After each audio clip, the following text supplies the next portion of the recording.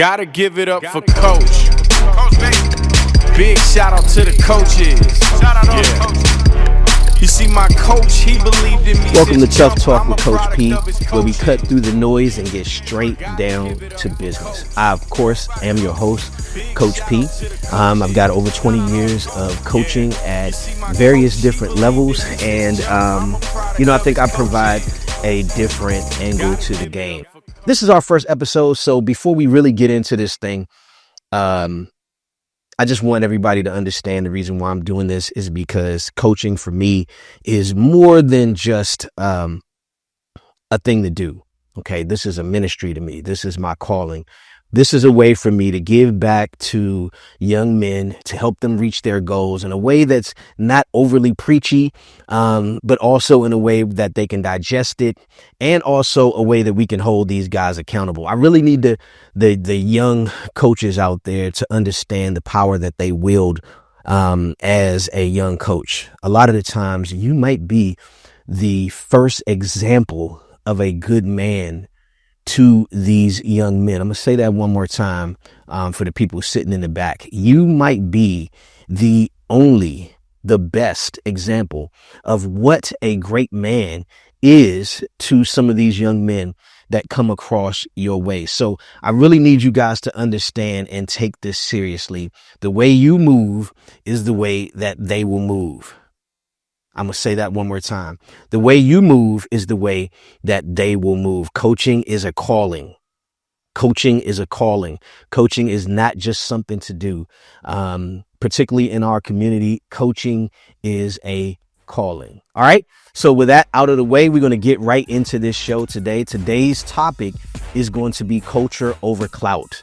Culture over clout. And if you put that into its full scope, it's going to be championship culture over social media clout. Championship culture over social media clout. All right, we're going to dig deep into what that means. Before we dig deep into this show, I'm going to plug a book. Yes, your man, Coach P, is now an author. I wrote a book, and it is called The S.N.A.P Culture Method, the proven system for building championship culture in youth football. All right, I'm going to say it one more time. The S.N.A.P Culture Method, the proven system for building championship culture in youth football. Let's go. Your man, Coach P, is now an author. I'm going to make that available to all young guys. And it's not just for coaches. It's for parents. It's for board members. It's for leagues. If you're really looking to build championship culture within your organization, this is the way to go. But today we are going to talk directly to coaches. So now that I got that shameless plug out of the way, we're going to jump into it. Okay, before we define what S.N.A.P culture is, let me break down the acronym that is S.N.A.P. All right. So S.N.A.P stands for self-discipline, non-negotiables, alignment, and partnership. I'm going to say that one more time. Self-discipline, non-negotiables, alignment, and partnership. These are the four pillars of the S.N.A.P program.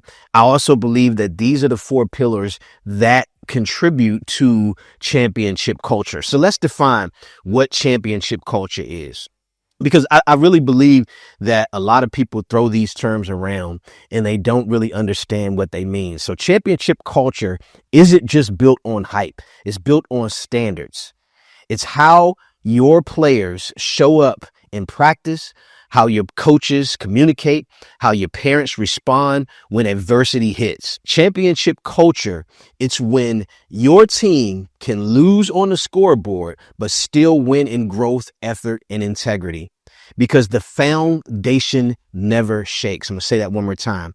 It's when your team can lose on the scoreboard, but still win in growth, effort, integrity, because the foundation does not shake. And if you get that right, the wins will take care of themselves. A lot of the times we need to really understand what a win is, right? In preseason, when you're trying to identify what your identity is as a team, what we're trying to do is is run plays, get our offense together, those type of things. That's a win, even if you lose on the scoreboard, right? So we need to understand what winning and losing is. And sometimes that's different in different scenarios. So now that we've defined what a championship culture is, let's get more into the S.N.A.P method and the ways that we can start building this. Now, the first thing definitely is going to be self-discipline or discipline. Without discipline, we can't accomplish anything. All right. Self-discipline is going to be the foundation. It's going to be about what your daily habits are. Your daily habits are going to shake everything else. To define it is doing what's right when no one's watching, doing what's right when no one is watching. You can't expect the focus from your team if you are not focused. This is another thing. And I gotta say this, right? Because a lot of the times I'll hear coaches tell me, well, the reason why I'm not as hard as I need to be on a given player is because I think that they will quit. I really believe it's the way that you are phrasing the discipline. Discipline is not a punishment. It's preparation. I'm going to say that one more time. Discipline is not a punishment. It's preparation. It's an opportunity to get better. It's an opportunity to get stronger. If you don't have discipline, you don't have anything in this game. If you don't have discipline, this, I believe, is the most important cornerstone of building championship culture. Without discipline, there is nothing. All right. So also, too, I think that coaches, as part of the discipline, need to learn. You need to learn your craft. Too many times I see coaches out here running spread offenses with zero protection, and your offensive lineman can barely get into a 3-point stance. You're literally spreading your team out, running a spread formation, 5-man protection, and your offensive lineman can barely get in a 3-point stance. You can't run the ball inside. You can't run any type of inside zones or anything like that because you have your linemen with their feet foot to foot. And you wonder why you can't run inside. Part of being a disciplined coach is to seek the knowledge. Part of being a disciplined coach is to going to coaches clinics, to seeking out mentors, to really getting involved in the game. That's part of discipline. Self-discipline. Having big, fat, sloppy linemen because you are afraid to make them run, because you are afraid that they will quit, is pathetic. Having linemen at 10, 9, 11 years old with big guts that hang over their pants because you as a coach refuse to put the proper discipline in place is pathetic. Discipline is not a punishment. Discipline is preparation. Now, as part of the self-discipline also, I'm going to touch on something that might be a little bit taboo. I've been coaching for a long time, and guess what? I'm no stranger to this. I've done it. And it's something that coaches need to stay away from. This is part of the self-discipline. Coaches, stay away from these inappropriate relationships with some of these parents. I'm going to say that one more time. Coaches, stay away from these inappropriate relationships with these parents. I'm going to say this one more time. As a coach, this might be the only opportunity or the first opportunity that some of these young men, particularly that you deal with, will have. You might be the first example of what a good man is. If you're trying to build championship culture, the worst thing that you could do is have an inappropriate relationship with a parent that goes bad. You spending the night over one of the parents' house, and the kid wakes up in the middle of the night and sees you walking out the bathroom. Like, coach, is that you? Self-discipline. Self-discipline, enough self-discipline not to take advantage of the power that you had as a coach. Enough self-discipline to understand how that affects the culture of your team. How that could potentially affect the culture or the psyche, rather, of the young player, of the young man. I think it's time that, we as a coaching community really hold the men that coach our kids to a higher standard. The men and women, that coach our kids to a higher standard. This is important. This is a ministry. It is important that you have discipline. If you don't have discipline, then you are a hypocrite. And one thing that I know about kids is they can see through the hypocritical behavior of the men that serve them. The worst thing that can happen is for years down the line, they see you as a hypocrite.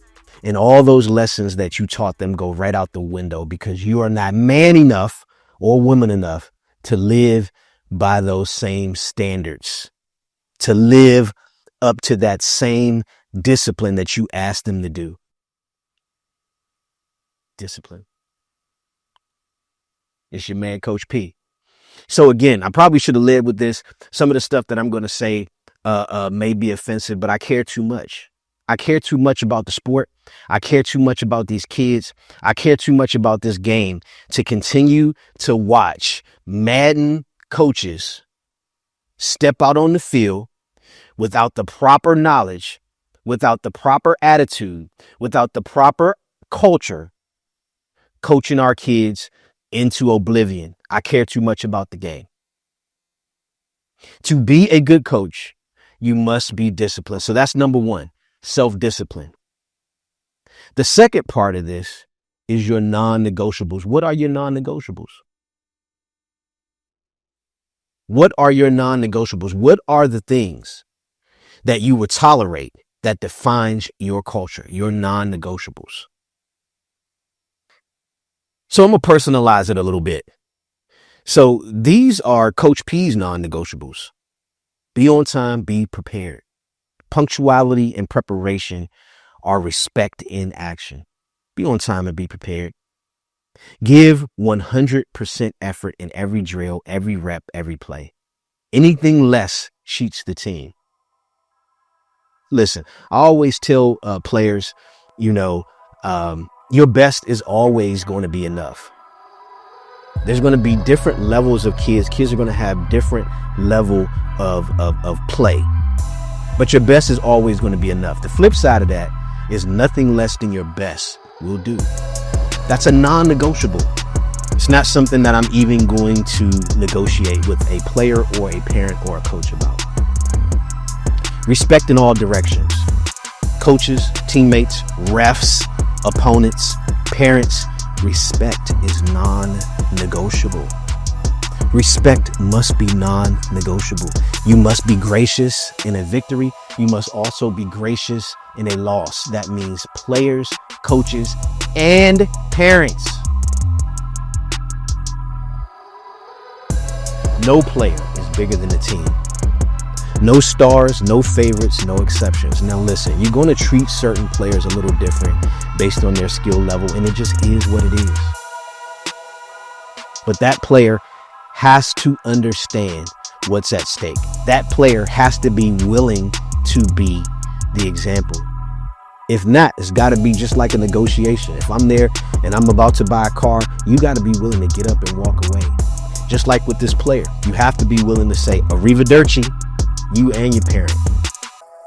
No players above the team. That's a non-negotiable. Be coachable. Listen with humility. Apply correction. No excuses, no eye rolling, no defensive attitude. That's what we're out here for. We're out here to get better.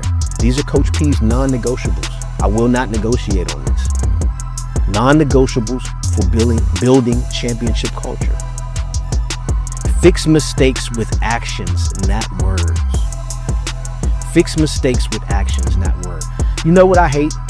I hate when the quarterback gets sacked, and I've been at a particular practice and I see that they don't really practice blocking techniques and fundamentals, but yet the kid will come off and everybody's yelling, block, block.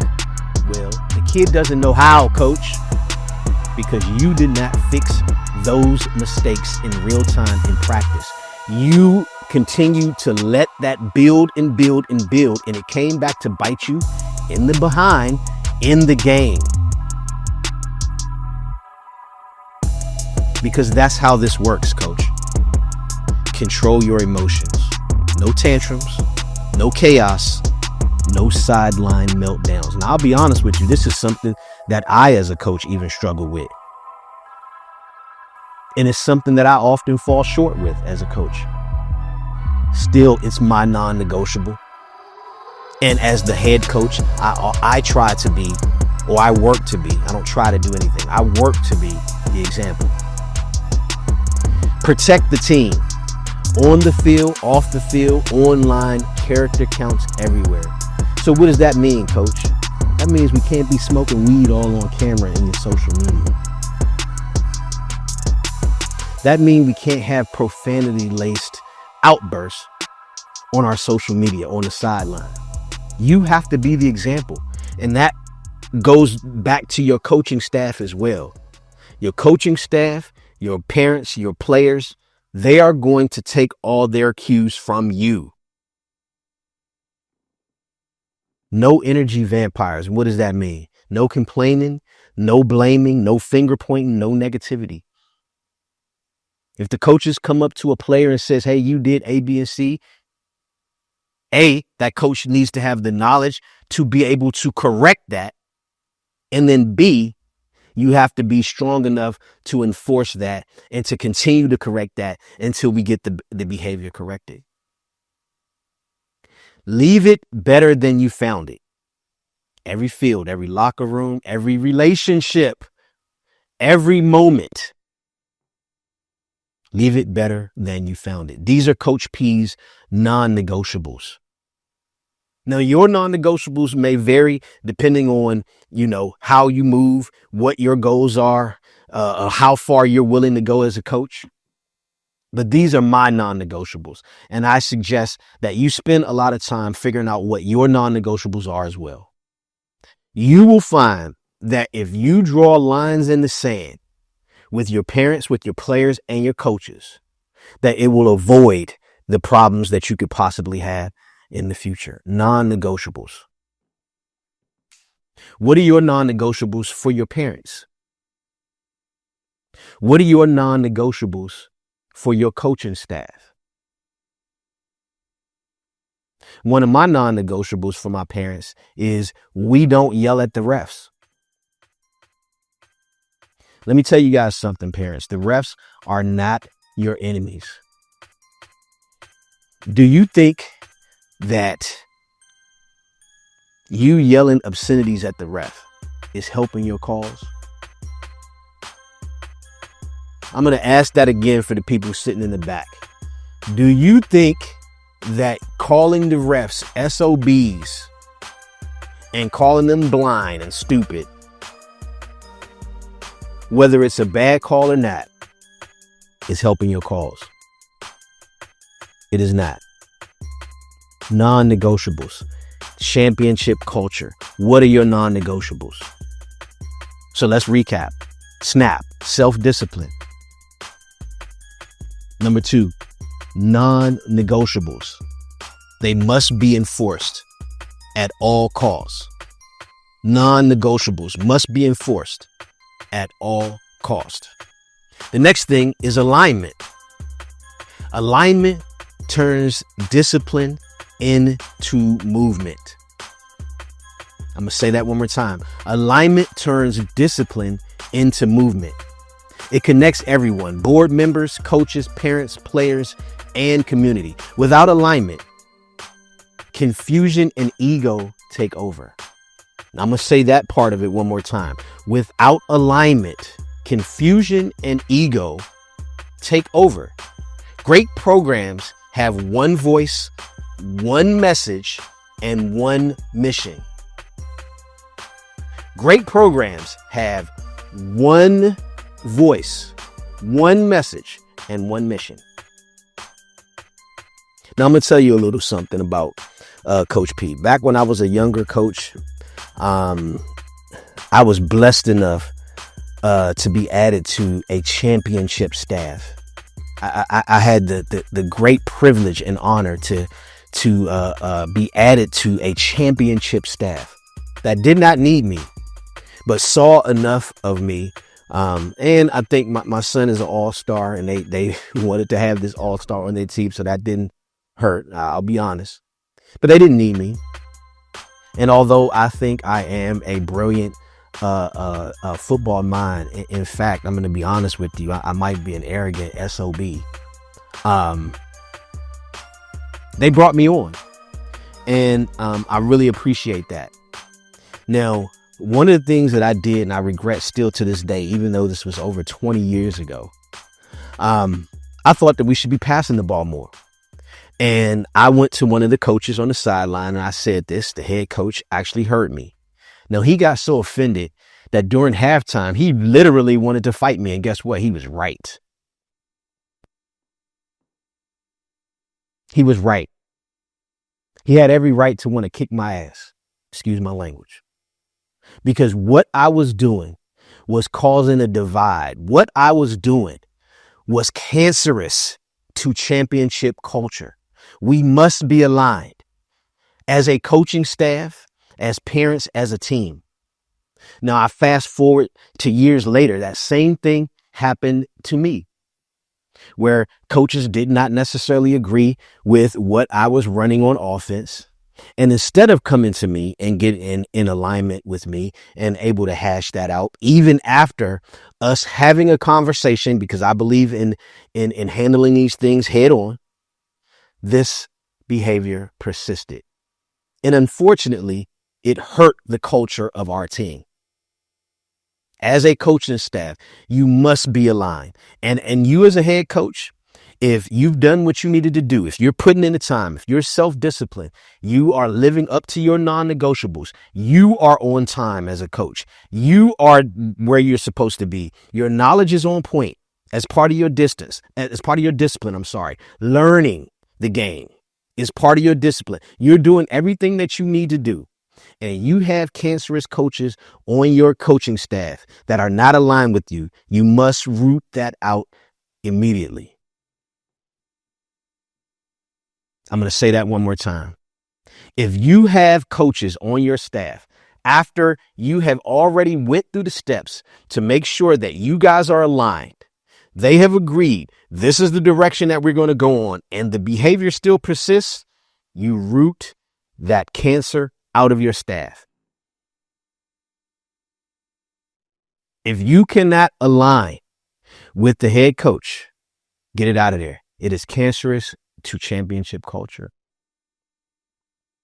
Same thing with the parents. If you have unruly parents, particularly of the superstar athletes or the ones that are designated the stars on your team, you must hold them accountable. You must be aligned. You must hold the superstar to a higher standard and their parent to a higher standard. We must be aligned. Championship culture over everything. No player is above the team. Alignment. Alignment with the board. What does that look like? That means that you are in compliance. That means that you are not out there acting a fool on the sideline, cursing out the refs. Let me tell you something about these refs, guys. And this is something that if you've been as coaching as long as I have, and this is no disrespect to any of the refs or anything like that, I try to create an alignment and a partnership with those refs. A lot of these guys, this is the most power that they're ever going to get. And they're going to take that out on you. And I mean, no disrespect to the refs, because what they do moves this game along, and we appreciate their efforts. For me, when I start a game out, I come to the referees in the beginning of the game and I ask them humbly, if you have an issue with one of my guys, let me get an opportunity to fix that before there's a flag thrown. If a referee needs water, I'm going to give him water. In fact, what I do is if I have a coach that's on my sideline that is getting a little bit too unruly, I encourage the ref to throw the flag. Why? Why do I do that? Because I want the ref to be on my side. Because if it's a close call, I want him to think this coach right here gets it.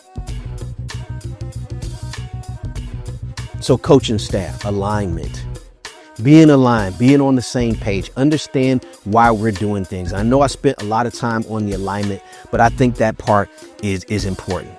I spend a lot of time on alignment because alignment can be maybe the most cancerous, and I hate to keep referring to cancer on this. You know, I'm not trying to be disrespectful in any way, but it can be the most detrimental thing to your coaching staff, to your championship culture. If your coaches, your parents, your board, and lastly, the community is not aligned. You must be in alignment with the community. And how can we be in alignment with the community? If you are practicing at a given high school and they are gracious enough to allow you to use their facilities, clean up after yourself. Don't park in people's driveways. Don't jump over fences and act a damn fool. Treat it as if it was your home.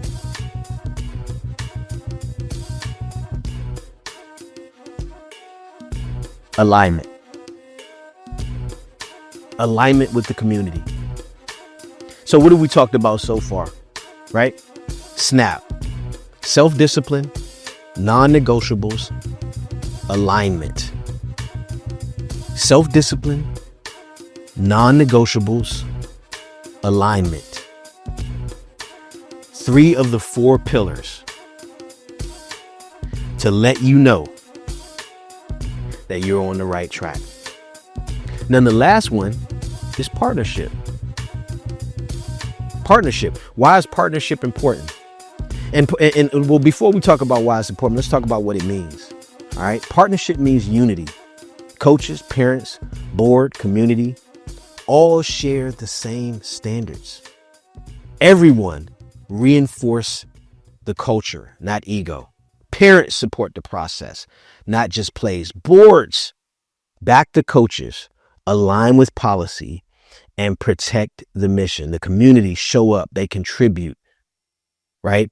What does it mean for the community to show up and contribute? That means they're coming to your games. That means they're supporting your fundraising efforts. That means you're able to find local sponsorships within the community because everybody now is a partnership. I'm going to tell you some ways that destroy partnerships, right? A horrible social media presence. Too many times I see coaches out here that put a lot of stuff on social media with profanity. And here's the thing, right, guys? I know we want to be cool. I know we want to be trendy, but it goes back to what we're talking about when we're building championship culture. Championship culture goes beyond what the trend of the day is. Championship culture is sustainable because we're always thinking about what our brand is. Particularly for youth coaches, right? We must always understand that our brand should cater to the youth community. If you're putting flash videos out there all on social media from your favorite rap artist, and there's a curse word in every other sentence, are you going to be able to present that to any self-respecting brand and say, hey, this is what we're all about? I need you guys to start thinking bigger than just what you see. I have a lot of coaches come to me and ask me, hey, man, you know, I'm trying to be like, and I'm just going to use the IE Ducks for an example, just because they're extremely popular. And when I put that name out there, a lot of people know who they are. I want to be like these guys. Well, look at the branding. Look at the uniforms. Look at the consistency over the years. If you want to be like these programs, you have to be willing to make the sacrifices that these programs make.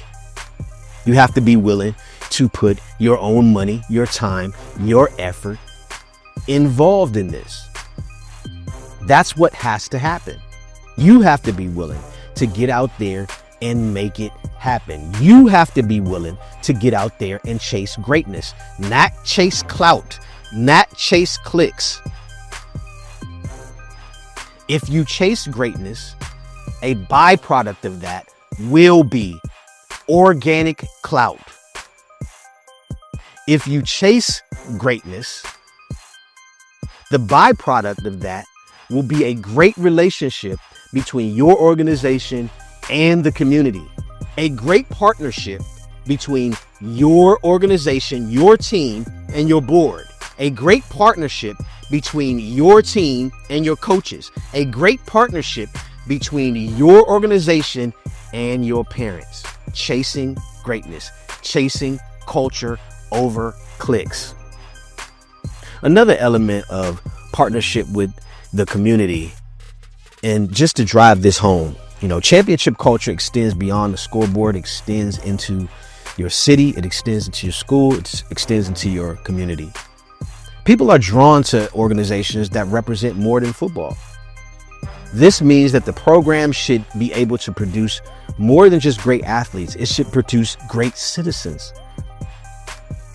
Now, we know that at the youth football level, it takes money to do this, especially if you really want to be a team that has championship culture, that leaves a legacy, that's really helping a lot of young men and women in your organization. We're talking about on the team level, and I mean in your local community.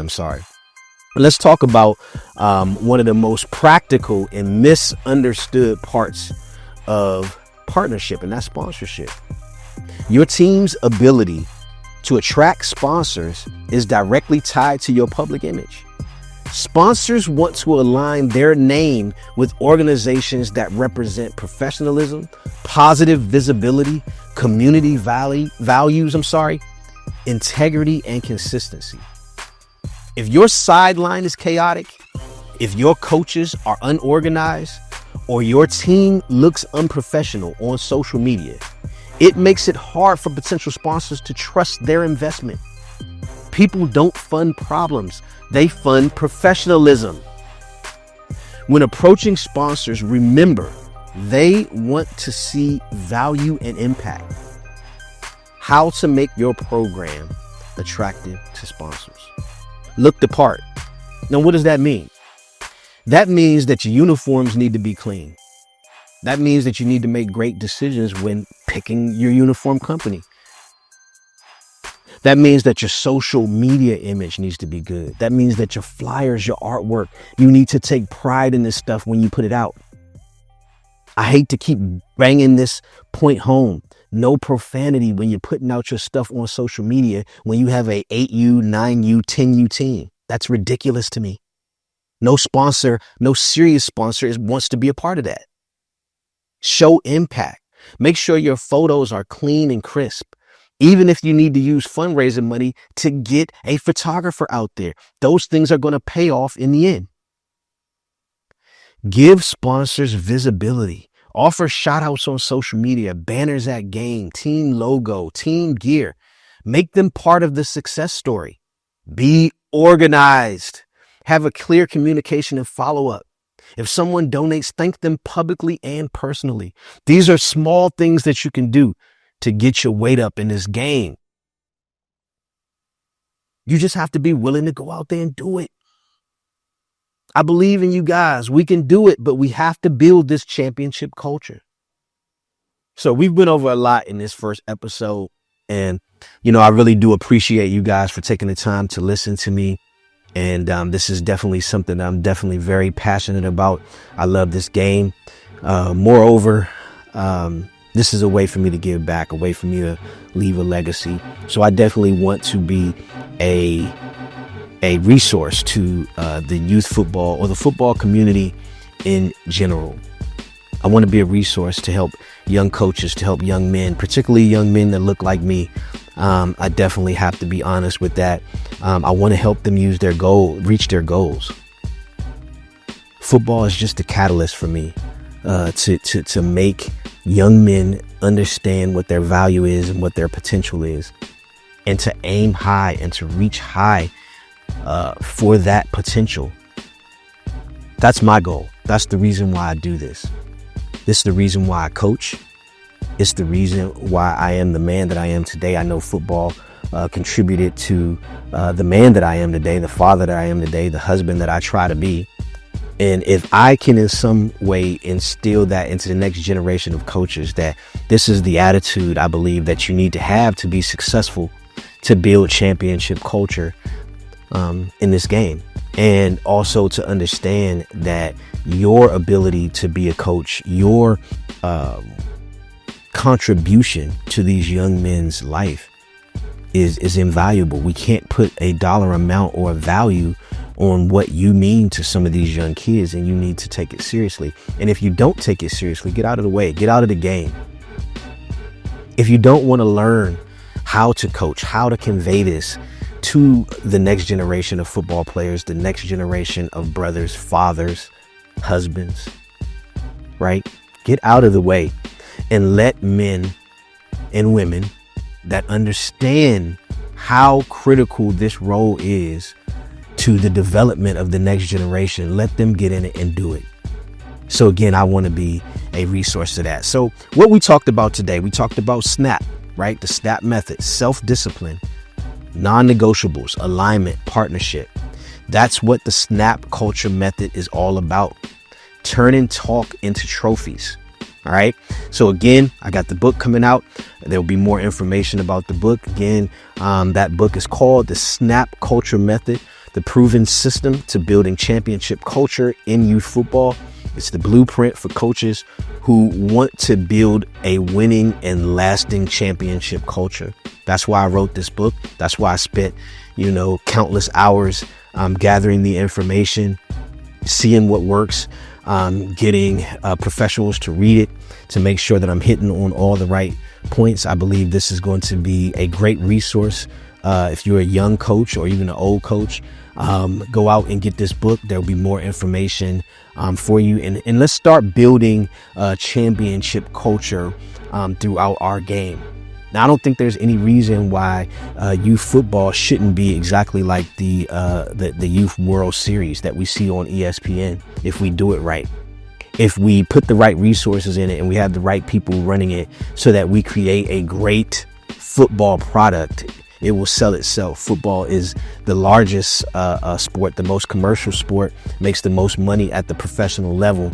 And down at the youth level, we should be employing some of those same methods so that we can reap some of the same benefits that some of these other leagues are getting. There's no reason why our product shouldn't do the same numbers that the Youth World Series does. I mean, we should be doing the same things. We should have the same sponsorships and the same television exposure that some of these other sports has. But it starts with building a championship culture.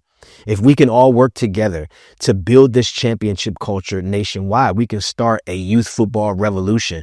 And I want to be a part of the resources to that. So this is going to be the first book.